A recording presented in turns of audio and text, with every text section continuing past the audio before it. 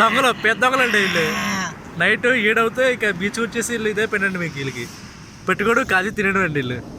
ఇదిగో నెంబర్ 1 అండి మనోడు సైకో రాజా. సైకో రాజా 2 అండి. చూడండి ఇదేదో విచిత్రంగా ఉంది. ఆపరేషన్ 2 అండి.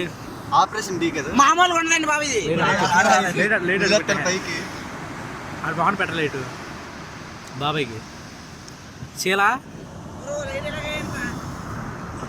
మామూలుగా ఉండదు పొరపాటు.